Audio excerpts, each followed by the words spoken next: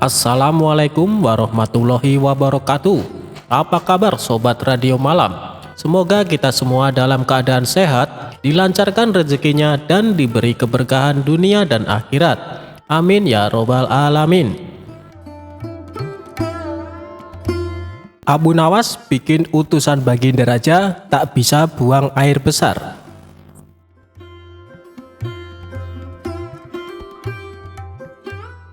Sudah beberapa hari sosok Abu Nawas tidak hadir di istana. Hal tersebut kemudian membuat Baginda Raja sangat gundah. Baginda Raja ingin sosok Abu Nawas hadir untuk menghibur hati sang raja. Bukan tanpa usaha, Baginda Raja sudah beberapa kali memanggil Abu Nawas lewat para utusannya. Namun Abu Nawas belum juga menampakkan diri. Setelah lama berpikir mencari cara agar Abu Nawas mau datang ke istana, Baginda Raja akhirnya menemukan ide yang bisa membuat Abu Nawas bisa hadir di istana. Raja kemudian memanggil 3 orang prajurit dan menyuruh mereka pergi ke rumah Abu Nawas agar buang air besar di tempat tidurnya. "Pengawal, pergilah ke rumah Abu Nawas dan beraklah di tempat tidurnya. Dan kalau kalian berhasil, maka masing-masing akan aku berikan uang 1000 dirham, ujar Baginda Raja. Tanpa pikir panjang, ketiga utusan Baginda Raja tersebut langsung menerima perintah sang raja. "Daulat Paduka," jawab ketiga prajurit tersebut secara bersamaan. Mereka pun langsung berangkat menuju rumah Abu Nawas sesuai perintah Baginda Raja. Sementara itu, duduk di sebelah raja ada Ki Patih yang mendengar obrolan rajanya dengan ketiga prajurit tersebut. Ki Patih yang mendengar raja memberikan tugas kepada 3 prajurit tersebut pun memberanikan diri untuk bertanya kepada sang raja. Ia merasa aneh dengan tugas yang diberikan Baginda Raja. "Maaf Paduka, bukankah tugas yang diberikan itu tampak aneh dan menghina?" tanya Patih. "Patih, memang benar, tapi itulah siasatku agar Abu Nawas segera hadir ke istana," jawab Baginda Raja. "Apakah gerangan rencana Baginda?" tanya Ki Patih belum paham. "Nanti kamu akan segera mengetahuinya. Sekarang kamu ikutilah ketiga anak buahmu itu dan intailah mereka, lalu sampaikan kepada Abu Nawas. Bila dia berhasil menggagalkan tugas pengawalnya, maka Abu Nawas akan aku beri uang 3000 dirham dan sekaligus ia boleh memukul utusanku itu," kata Baginda Raja. Prajurit tiba di rumah Abu Nawas. Dengan perasaan yang masih bingung, Patih segera melaksanakan perintah raja. Dia segera berkemas dan menuju ke rumah Abu Nawas. Para prajurit Baginda Raja yang sudah berangkat lebih dulu akhirnya tiba di rumah Abu Nawas. Tanpa basa-basi, ketiganya langsung mengetuk pintu rumah Abu Nawas. Tak lama setelah itu, Abu Nawas pun membukakan pintu dan bertemu ketiga utusan Baginda Raja. "Kami diutus oleh Baginda Raja untuk buang air besar di tempat tidurmu. Karena ini perintah raja, kamu tidak boleh menolak," kata salah satu prajurit. "Saya sama sekali tidak keberatan. Silahkan saja kalau kalian mampu melaksanakan perintah raja," jawab Abu Nawas dengan santai. "Betul?" tanya prajurit raja memastikan. "Ya, silahkan saja," sahut Abu Nawas. Abu Nawas mengawasi orang-orang itu beranjak ke tempat tidurnya dengan perasaan geram yang sudah ia tahan. Berak di tempat tidurku. Betul-betul kelewatan," gumam Abu Nawas dalam hati. Tak mau ranjang tidurnya dikotori, Abu Nawas memutar otaknya untuk mencari cara agar para utusan Baginda Raja tersebut mengurungkan niatnya. Setelah berpikir beberapa saat, Abu Nawas akhirnya menemukan cara untuk menggagalkan tugas para utusan tersebut.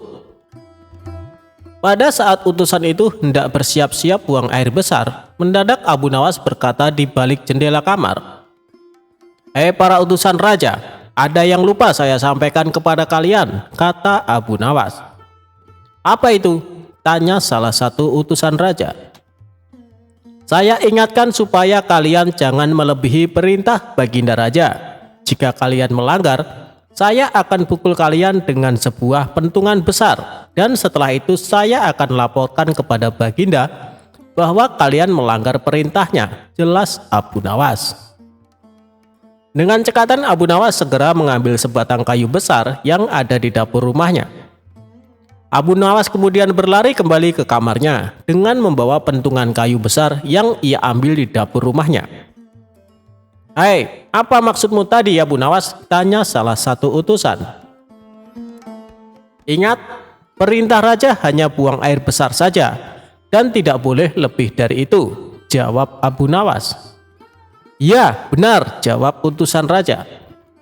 "Aku ulangi lagi, hanya buang air besar saja, tidak boleh lebih. Ingat, tidak boleh kencing, tidak boleh buka celana, tidak boleh cebok, hanya buang air besar saja," tegas Abu Nawas.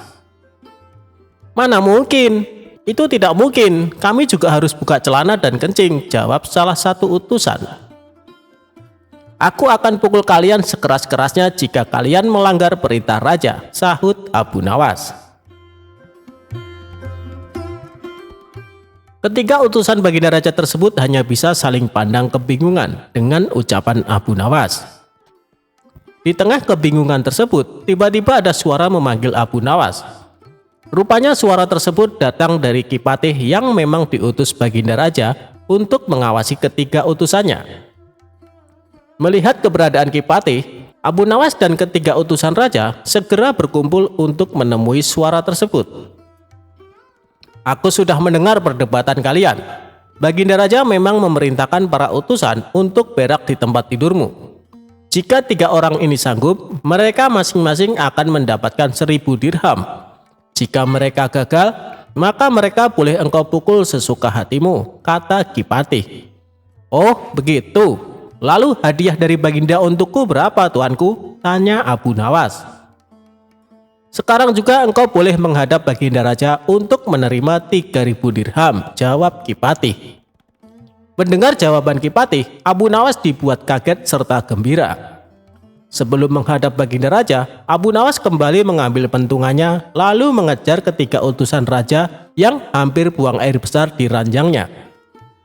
Ketiga utusan tersebut lari terbirit-birit. Ki Patih dan Abu Nawas dibuat tertawa terpingkal-pingkal dengan tingkah ketiga utusan tersebut. "Abu Nawas, Baginda Raja sangat yakin engkau dapat mengatasi masalah ini. Baginda memang menginginkan kehadiranmu di istana untuk menghibur hatinya yang saat ini sedang gundah gulana," jelas Ki Patih. Abu Nawas menyetujui perintah Ki Patih dan mereka segera berangkat menuju istana untuk menemui Baginda Raja serta mengambil hadiah 3000 dirham.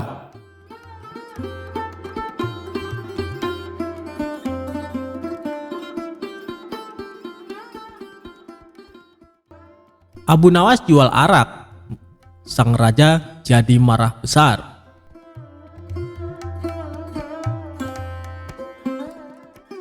Selalu ada cara yang dilakukan oleh Abu Nawas untuk tidak dimarahi oleh Baginda Raja. Setiap perbuatan yang dilakukan pasti ada saja kesalahan yang membuat sang raja marah. Namun bukan Abu Nawas jika tidak bisa membuat sang raja menjadi marah karena perbuatan Abu Nawas. Abu Nawas sendiri menjadi terkenal karena puisinya yang jenaka dan lucu. Tidak berhubungan dengan tema-tema tradisional seperti tema padang pasir, tetapi juga berbicara tentang kehidupan kota dan menyanyikan kegembiraan meminum anggur, serta cinta dari anak laki-laki muda dengan humor nakal. Kisah Abu Nawas kali ini menceritakan sang raja marah besar karena kedapatan Abu Nawas menjual arak. Suatu saat Abu Nawas kepergok membawa botol arak berwarna merah dan sang raja menegurnya. Namun Abu Nawas menyangkal kalau dia membawa arak. Dia menyebutnya air susu yang pemalu. Kecerdasan Abu Nawas benar-benar menghibur Baginda Raja. Suatu ketika sang raja murka melihat pekerjaan pengawal kerajaan tidak beres. Setelah diselidiki, para pengawal itu ternyata sedang mabuk-mabukan. Wahai para pengawalku semua, sudah sering kuingatkan kau jangan sering mabuk-mabukan, ujar Baginda Raja. Para pengawal terlihat gemetar, mereka menunduk, tidak berani menatap wajah sang raja karena merasa bersalah. Ceritakan kepadaku, dari mana kalian mendapat arak itu? Tanya sang raja. Untuk beberapa saat para pengawal itu tidak mau mengaku. Namun setelah raja membentak, para pengawal pun mengaku. Abu Nawaslah yang membawa arak itu, kami juga diajari mabuk-mabukan olehnya, ujar salah seorang pengawal. Cepat bawa Abu Nawas ke hadapanku sekarang juga, kalau tidak kalian yang akan menerima hukuman dariku, ujar sang raja. Keesokan harinya para pengawal itu mendatangi rumah Abu Nawas yang sangat sederhana. Sesampainya di rumah Abu Nawas, salah seorang pengawal berkata, "Bawalah botol ini dan katakan ini semua atas perintahmu." "Tunggu dulu, dengan minuman arak ini aku pasti dihukum oleh raja," kata Abu Nawas. "Jika engkau lolos dari hukuman raja, aku akan memberimu sejumlah dinar," ucap sang pengawal. "Lalu apa keuntunganmu memberiku sejumlah dinar?" ucap Abu Nawas. "Jika engkau lolos dari hukuman raja, maka kami juga akan lolos dari hukuman raja. Gunakanlah kecerdasanmu mengelabui raja," kata pengawal itu. Akhirnya Abu Nawas pergi menemui Baginda Raja membawa arak dengan botol merah. "Wahai Abu Nawas, apa yang engkau pegang itu?" tanya Baginda Raja. "Ini susu, Baginda. Rasanya enak sekali," jawab Abu Nawas seenaknya. "Bagaimana itu susu? Air itu berwarna merah, sedangkan susu berwarna putih bersih," kata raja. Sang raja pun mengambil botol yang dipegang Abu Nawas. "Betul sang Baginda, susu itu berwarna putih bersih. Dia berubah merah karena malu bertemu Baginda, dan berubah warna jadi merah merona," jawab Abu Nawas dengan mencoba mengambil hatinya raja yang rupawan. Sang raja pun tertawa sambil geleng-geleng kepala meninggalkan Abu Nawas. Meski ia tahu yang dibawa oleh Abu Nawas adalah arak. "Baiklah, aku maafkan kalian. Tapi jika kalian mengulangi lagi perbuatan kalian, maka hukumannya berlipat ganda," titah sang raja. Dan akhirnya sang raja pun mengampuni kesalahan para pengawal. Sedangkan Abu Nawas mendapatkan sejumlah dinar dari para pengawal karena telah berhasil melaksanakan misinya.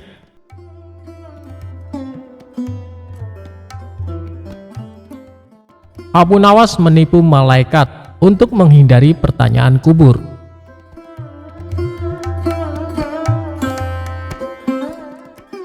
Abu Nawas adalah seorang sosok yang dekat dengan Khalifah Harun. Semasa hidupnya, Abu Nawas dikenal sebagai orang yang cerdik, jahil, dan kerap membuat orang sekitarnya jengkel. Tidak hanya pada manusia, kejahilan Abu Nawas juga pernah terjadi kepada malaikat. Dia mengelabui malaikat Mungkar dan Nakir ketika Abu Nawas wafat. Hal ini bermula ketika Abu Nawas menjadi buronan sang raja yang ketika itu marah kepadanya. Para pasukan mencari Abu Nawas atas perintah raja agar ditangkap dalam keadaan hidup atau mati. Setelah mencari kesana kemari, pasukan sang raja nihil menangkap Abu Nawas dan kembali pulang ke kerajaan.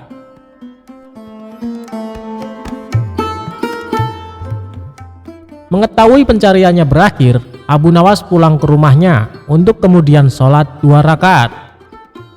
Usai sholat, dia memberikan surat wasiat kepada istrinya. Beberapa waktu pun berlalu dan Abu Nawas wafat.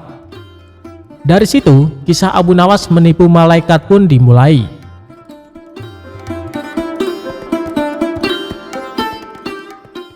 Sebelum wafat, Abu Nawas memberikan wasiat agar istrinya mengkafaninya. Alih-alih memintanya dengan yang baru, dia minta agar ketika wafat dipakaikan kain kafan usang, jelek atau lusuh. Kain kafan tersebut seolah-olah seperti kain kafan orang yang sudah lama meninggal. Berdasarkan kisah yang sudah turun-menurun, Diceritakan kalau Abu Nawas pun sudah berada di alam kubur. Namun, kebingungan melanda malaikat Mungkar dan Nakir. Tugas malaikat tersebut adalah menanyakan atau menguji keyakinan orang yang sudah meninggal. Mereka bingung karena arwah tersebut menggunakan kain kafan kotor dan lusuh, tidak seperti orang yang baru meninggal. Kedua malaikat itu pun berdebat, apakah orang tersebut merupakan penghuni lama atau baru di alam kubur. Setelah berdebat panjang, kedua malaikat bersepakat untuk menanyakan keimanan arwah tersebut. Man robuka, atau siapa Tuhanmu? Tanya malaikat Mungkar. Mendengar pertanyaan itu, Abu Nawas sedikit ketakutan dan hening sesaat untuk kemudian menjawab pertanyaan malaikat. Wahai malaikat, tidakkah kau tahu bahwa kain kafanku ini sudah lama? Bukan orang yang baru meninggal dunia, jawabnya. Mendengar jawaban itu, malaikat makin dibuat bingung dan terdiam. Mereka bingung dengan penampilan Abu Nawas yang lusuh, namun kondisi kuburannya masih terlihat baru.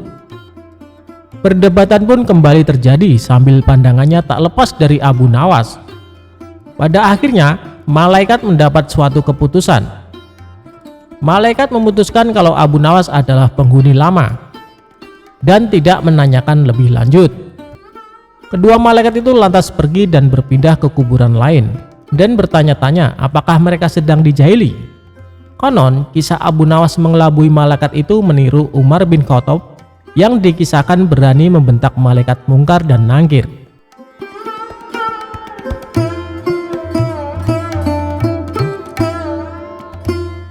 Perebutan tanah Abu Nawas dan Abu Jahal. Dikisahkan, Abu Nawas mempunyai tetangga yang licik. Dia adalah Abu Jahal. Abu Jahal mempunyai kebun yang ditanami berbagai macam buah-buahan. Kebunnya ini berdekatan dengan kebun milik Abu Nawas. Antara kebun Abu Jahal dan kebun milik Abu Nawas hanya dibatasi oleh tumpukan batu. Abu Jahal berkeinginan menambah luas area kebunnya.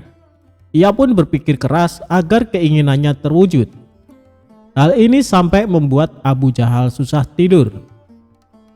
Tiba-tiba terlintas pikiran jahat di benaknya. Aku harus melakukannya. Sekarang mumpung waktunya sudah malam, pikir Abu Jahal.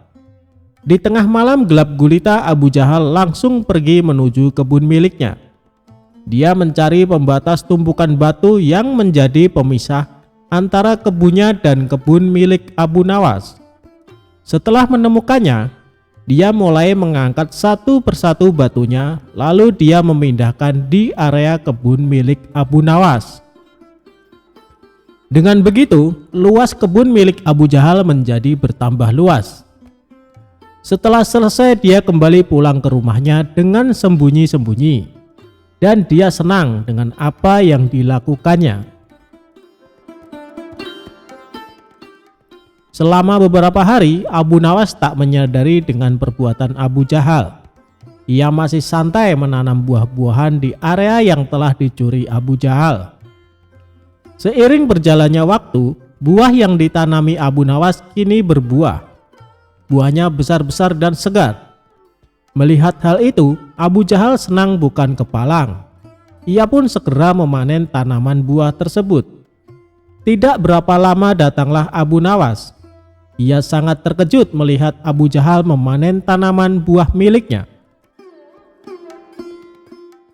"Hai Abu Jahal, apa yang kamu lakukan?" seru Abu Nawas. "Aku sedang memanen buah yang ada di kebunku," jawab Abu Jahal. "Apa kau bilang? Ini masih area kebunku, Abu Jahal," balas Abu Nawas. "Hei Abu Nawas, kamu mengigau ya? Coba kau lihat batu pembatasnya," tegas Abu Jahal. Sejenak Abu Nawas terdiam. Kenapa tumpukan batunya bisa pindah ya? Atau aku yang kurang teliti, pikir Abu Nawas. Tapi kan buah itu aku yang menanamnya, Abu Jahal, ucap Abu Nawas. Itu sih salahmu sendiri, kenapa menanam buah di area kebunku? Berarti ini adalah milikku, sahut Abu Jahal. Kurang ajar, ini pasti ada yang tidak beres, kata Abu Nawas dalam hati. Hei Abu Jahal, kamu pasti memindahkan tumpukan batu itu kan? Tanya Abu Nawas geram. Jangan fitnah kamu, aku bisa mengadukannya kepada Tuan Hakim, balas Abu Jahal menggertak. Ayo kita selesaikan masalah ini di depan Tuan Hakim, timbal Abu Nawas. Maka keduanya menghadap Tuan Hakim. Di hadapan Tuan Hakim, antara Abu Nawas dan Abu Jahal saling mengadukan masalahnya. Setelah mendengar penuturan dari kedua belah pihak, Tuan Hakim pun berkata, jujur saja saya sangat bingung siapa di antara kalian yang benar. Tapi sepertinya aku lebih percaya Abu Jahal. Kenapa Tuan Hakim begitu mudah memutuskan hal itu? Anda adalah hakim yang terkenal bijak. Harusnya Anda lebih berhati-hati dalam memutuskan, balas Abu Nawas tidak terima. Sudahlah Abu Nawas, terima saja keputusan hakim. Toh area kebunmu masih juga luas, ucap Abu Jahal. Enak saja kamu bicara, kamu telah mencuri lahanku. Kamu sengaja memindahkan tumpukan batu yang menjadi pembatas, bentak Abu Nawas. Saya harap kalian berdua diam. Apa yang akan saya putuskan tidak bisa diganggu gugat. Dan keputusan saya adalah tanah yang kamu tanami buah adalah milik Abu Jahal, kata Tuan Hakim memutuskan. Mendengar hal itu, Abu Jahal merasa sangat senang. Terima kasih Tuan Hakim, Anda adalah hakim yang paling bijak yang pernah saya kenal, sahut Abu Jahal. Sementara Abu Nawas hanya bisa pasrah menerima keputusan tersebut. Asik, sekarang aku punya kebun lebih luas dari Abu Nawas, batin Abu Jahal kegirangan. Oh iya, Abu Jahal, berapa luas kebunmu? Tanya Tuan Hakim. 1,5 hektar Tuan Hakim, jawab Abu Jahal. Kalau kamu Abu Nawas, berapa luas kebunmu? Tanya Tuan Hakim kembali. Sebenarnya luas kebun saya 1,5 hektar. Tapi karena setengahnya dicuri sama Abu Jahal, luasnya jadi tinggal 1 hektar, jawab Abu Nawas. Kalian tahu tidak kenapa saya tanya luas kebun kalian? Karena kemarin saya dapat surat langsung dari Baginda Raja. Beliau memerintahkan kepada saya, barang siapa yang mempunyai kebun yang luasnya lebih dari 1 hektar, maka akan disita negara beserta isi-isinya. Dan bagi siapa saja yang menentang peraturan ini akan dihukum mati. Hal ini Baginda Raja terpaksa lakukan karena kondisi keuangan negara sedang krisis, kata sang hakim menjelaskan. Seketika raut wajah Abu Jahal yang tadinya ceria mendadak berubah menjadi terkejut. Waduh, celaka. Aku akan kehilangan kebunku, pikir Abu Jahal ketakutan. Maaf Tuan Hakim, sebenarnya luas kebun saya hanya 1 hektar, tutur Abu Jahal. Tadi kamu bilang katanya luas kebunmu 1,5 hektar, sekarang bilangnya 1 hektar. Kamu jangan main-main Abu Jahal, bentak Tuan Hakim. Saya berani bersumpah Tuan Hakim, kebun saya memang luasnya hanya 1 hektar. Tumpukan batu yang jadi pembatas antara kebun saya dan kebun milik Abu Nawas telah saya pindahkan dari tempatnya, ujar Abu Jahal. Oh begitu. Jadi tanah yang ditanami buah oleh Abu Nawas sebenarnya masih area kebun Abu Nawas? Tanya Tuan Hakim memastikan. Benar Tuan Hakim, jawab Abu Jahal. Bagaimana denganmu Abu Nawas? Apakah benar luas kebunmu 1,5 hektar? Tanya Tuan Hakim kepada Abu Nawas. Benar Tuan Hakim, jawab Abu Nawas semakin pasrah.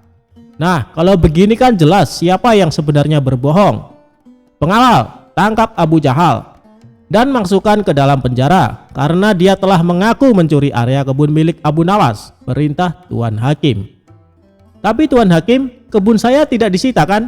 Tanya Abu Jahal khawatir. Tidak ada yang namanya penyitaan. Itu hanya trik saya saja supaya saya bisa menyelesaikan perkara kalian berdua dengan adil, balas Tuan Hakim. Mendengar hal itu, Abu Jahal langsung terkulai lemas, sementara Abu Nawas tersenyum bahagia karena ia bisa mendapatkan kembali luas kebunnya. Demikianlah kisah cerdik Abu Nawas melawan Abu Jahal.